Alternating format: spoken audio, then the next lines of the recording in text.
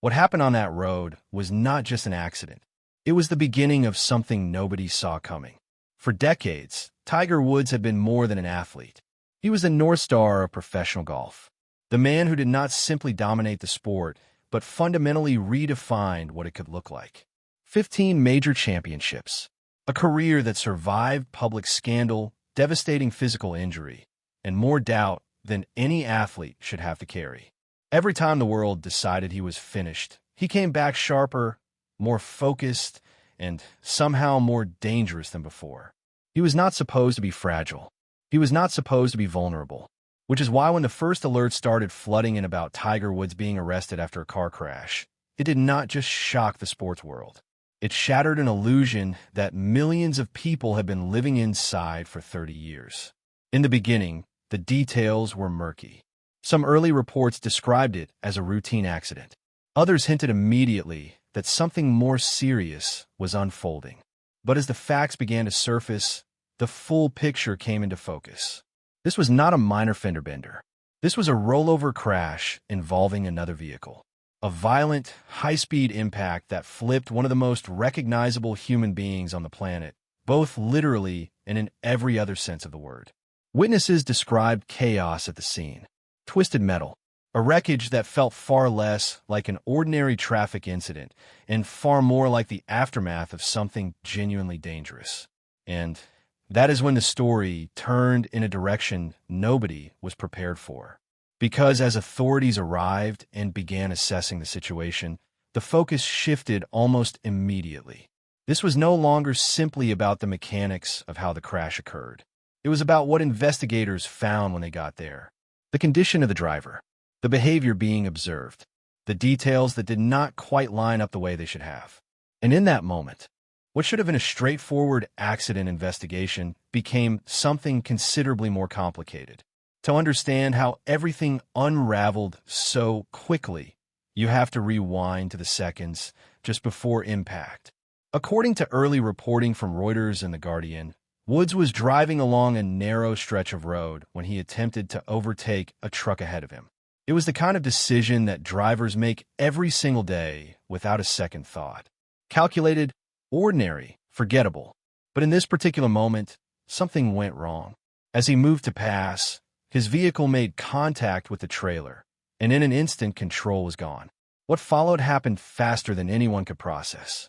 The contact with the trailer threw the vehicle off balance, and within seconds the car flipped. A full rollover, metal twisting, glass shattering, momentum converting into pure chaos. This was not the kind of crash a person walks away from without serious consequences. At highway speeds, a rollover creates conditions where inches separate survival from something far worse. And as the vehicle came to a violent stop, one question hung over the entire scene. How did this not end there? Because by every reasonable measure, this could have been the final chapter of Tiger Woods. When first responders arrived, they were not simply dealing with a damaged vehicle. They were assessing a legend in clear distress. Officers approached carefully, expecting the normal responses of shock and adrenaline and disorientation that follow any serious crash. But what they encountered was something harder to explain away. Woods appeared disoriented in a way that did not fit the situation.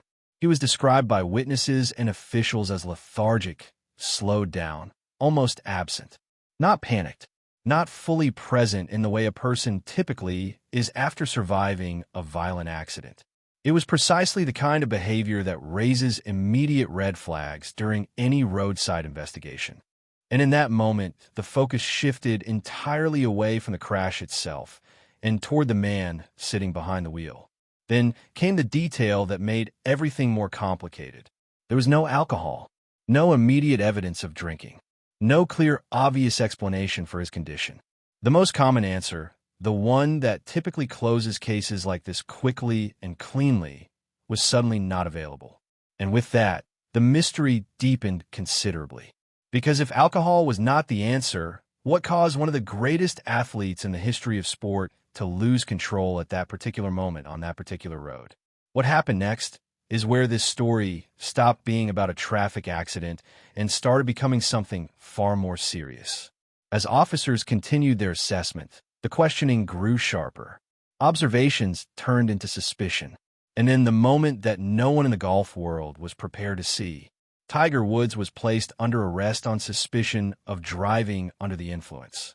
Not cited, not warned, arrested. For a figure of his magnitude and cultural significance, that single decision sent shockwaves that traveled well beyond the roadside scene.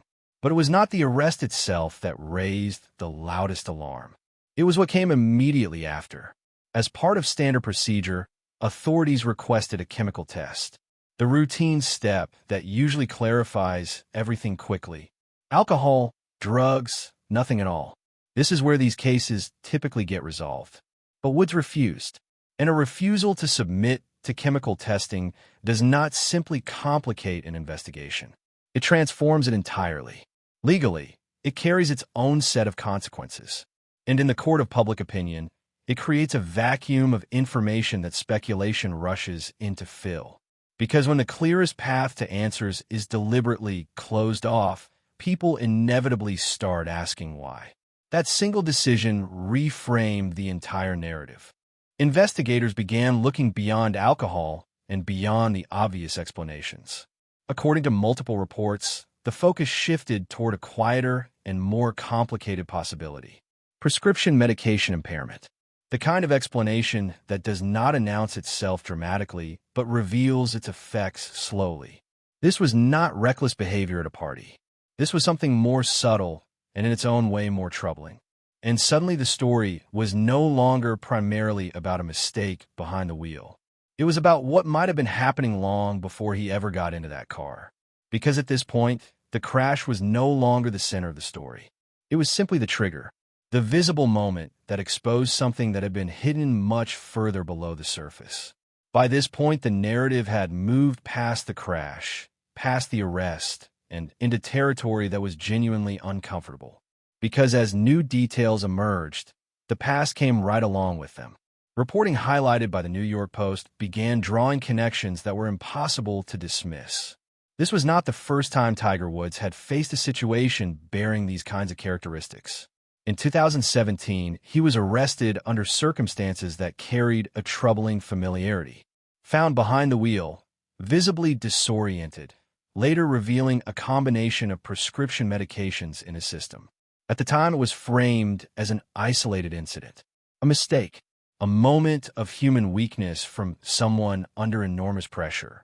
But now, nearly a decade later, the echoes of that earlier episode were impossible to ignore, because patterns do not repeat themselves by coincidence.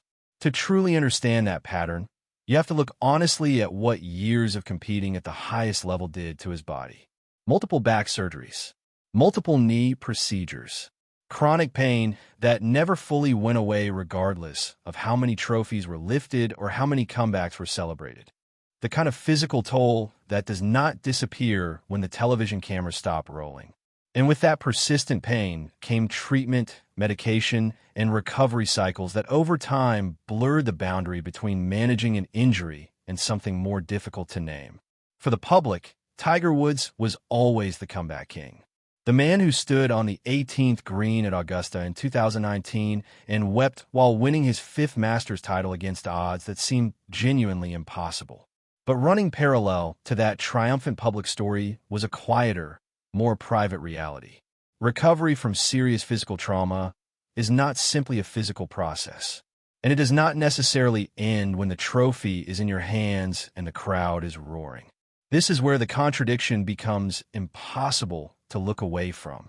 On one side of this story is one of the greatest athletes in the history of human competition, a symbol of discipline and precision and extraordinary mental control.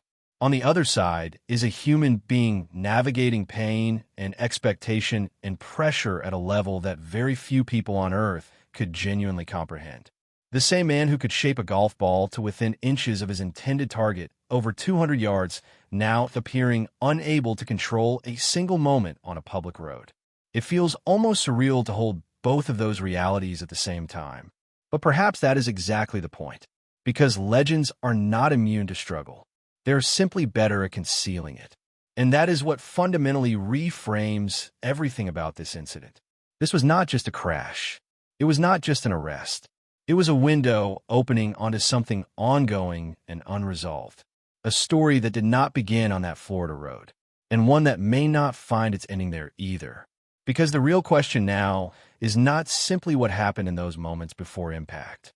The real question is whether this was the breaking point of something he had been quietly fighting for years.